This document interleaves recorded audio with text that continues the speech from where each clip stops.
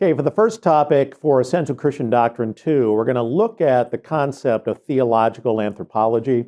Now, this assumes you have covered all the topics and doctrines in Essential Christian Doctrine 1. We covered Introduction to Theology, or Prolegomena. We skipped Bibliology because that's done in the Scripture course that we have, the Scripture, Authority, Canon, and Criticism. Then we look at Theology Proper, the Doctrine of God, particularly essence of God, attributes of God, the triunity of God. Then we look at the doctrine of creation as far as one of the general works of God, and then we look at divine providence, okay? And so we ended Essential Christian Doctrine 1 with divine providence, and so now what we begin with in Essential Christian Doctrine 2 is really, we're going to start looking at the specific works of God. We skip the doctrine of angels and demons, because that's for another class. Even though God specifically creates them as a class of people, there's a fall of the angels and so forth. And again, that's a whole other theological study. But now we're looking at the central theme of the Bible, and that is the creation and nature and duties of human beings. And in that case, we're going to look at what human beings are, what our obligations are, and how that affects us with respect to living life for Christ. So that's where we're going for this first segment or first module of Essential Christian Doctrine 2.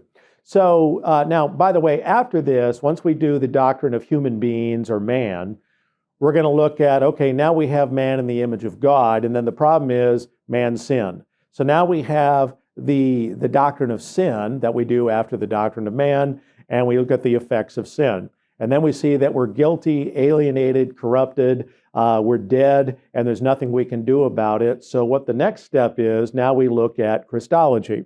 We look at, the fact is that now we need a Savior, and now we look at who's qualified to get the job done.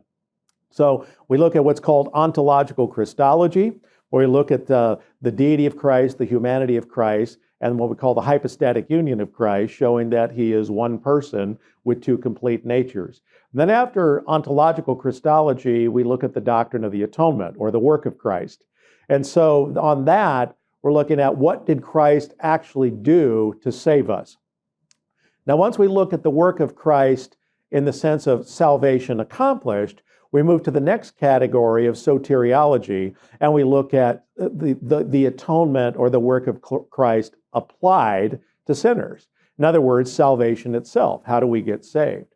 Then after that, we're going to look at, well, what do we call a group of saved people? The church. So we look at ecclesiology, and then we look at the doctrine of last things and eschatology. So we have a full schedule for Essential Christian Doctrine 2, but that's the overview. So in the next segment, I'm going to talk a little bit about a review on worldview and how that fits with the concept of human beings and why it's important. Okay, see you in the next video.